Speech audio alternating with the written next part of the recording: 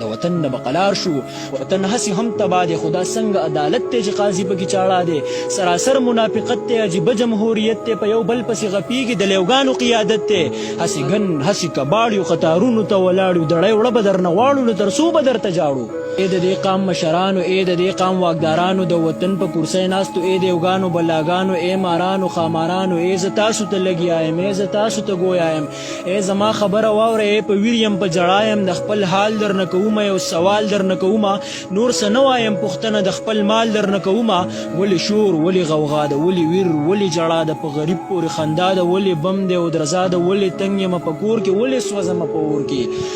په جومات کې بم ډزیږي ولې سرې وینې بهیږي د وړوکي په جومات کې بم ډزیږي ولې سرې وینې بهیږي د وړوکي بچي سر ته یې سرتوره مور جړیږي سرې لمبي د سور تنور دی د پښتون په وینو سور دی دا وطن ولې رنځور دی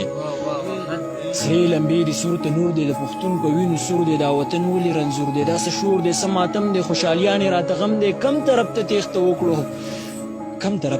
وکړو دا په کومه ګناه ګیر شو ما سوي زمانه هیر شو اوس راته رایاد شو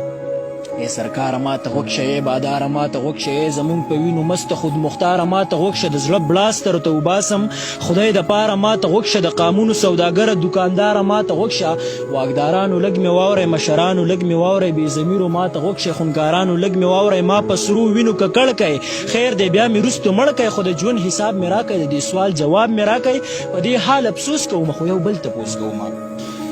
کم سیز به درته ستایم او په ګوته به یې ښایم تاسو خپله فکر وکئ زه به څه درته وایم تنګ له هره غمه ډېر شو ما سوي زمانه هیر شو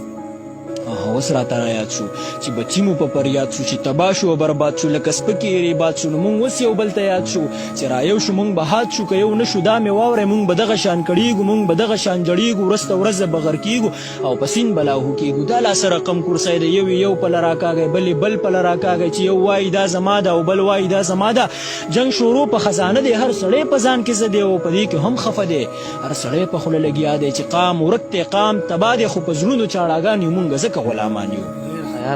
هر سړی په خوله لګیا دی چې قام ورک دی قام تباه دی خو په زړونو چاړاګان یو مونږ ځکه غلامان یو مشر هم ځان له لګیا دی جیب یې ښه د روپو ډک کو ځان یې خان ځان یې ملک کو او غریب صاحب یې ورک کو خو غریب صاحب لا اوده دی بنګس کلي دی نشه دی ښه په جوش او په جذبه دی دی همداسې تباه ښه دی اوس هم سر په دې ناره دی چې پلانکي خان زنده‌باد شو پلانکي خان مرده‌باد شو